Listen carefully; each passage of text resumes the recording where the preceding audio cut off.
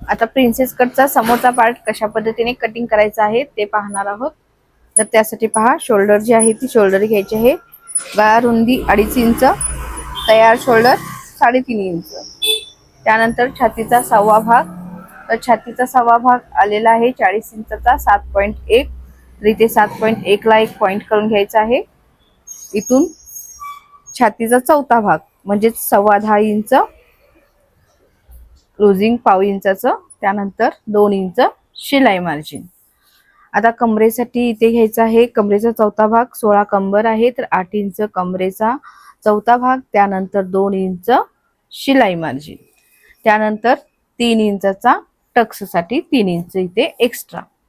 अशा पद्धतीने सर्व मार्किंग जोडून घ्यायचं आहे.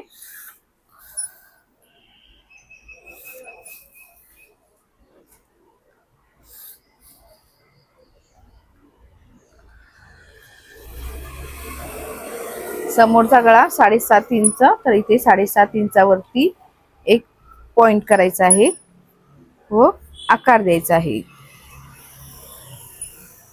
आता इथून 1/2 इंच हा आकार अशा पद्धतीने घ्यायचा. इथून 2.25 इंचावरती एक पॉइंट करायचा. शोल्डर टू अपेक्स 11.5 इंचावरती पॉइंट करायचा. Apex to apex 4 inch plus शिलाईसाठी 4.25 इंचावरती मार्क करायचा. त्यानंतर 4.25 आहे, इथे आपण अर्धा इंच कमी म्हणजेच आपण इथे 3.5 इंचावरती मार्क करायचा आहे. हा पॉइंट इथे जोडायचा आहे. इथून 3 इंचाचा टक्ससाठी मार्क करायचा आहे. आता हा आकार इथे द्यायचा आहे. आता इथून आपण 2.25 इंच घेतलं होतं, तर ही रेष ह्या रेषेला जोडायची आहे. त्यानंतर इथून 1.5 इंचचा एक पॉइंट करायचा आहे व ही रेष सुद्धा ह्या रेषेला जोडायची आहे. आता दोन्ही जे आहेत ते समान एकदा चेक करायचं आहे. तर इथे 6.5 इंच आहे, इथे सुद्धा 6.5 इंचावरती मार्क करायचा आहे व हा आकार इथे जोडायचा आहे. त्यानंतर टक्सला आकार देण्यासाठी इथून अशा पद्धतीने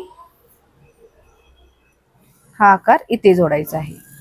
आता प्रिन्सेस कट करून घ्यायचा आहे.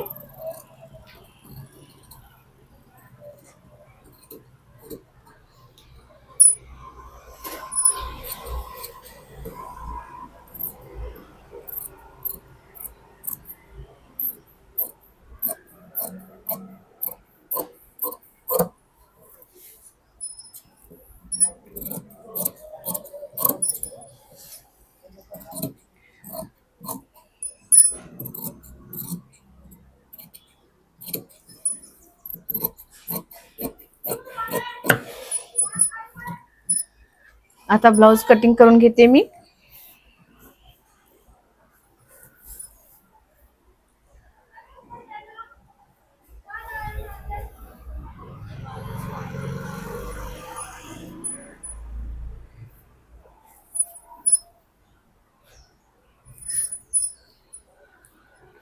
आता फक्त फ्रंटचा पार्ट मी कट करत आहे. हे अर्धा इंच एक्स्ट्रा शिलाईसाठी घेतलेलं आहे आपण. आता फ्रंटचा पार्ट कशा पद्धतीने आपला तयार होतो ते सुद्धा पाहूया.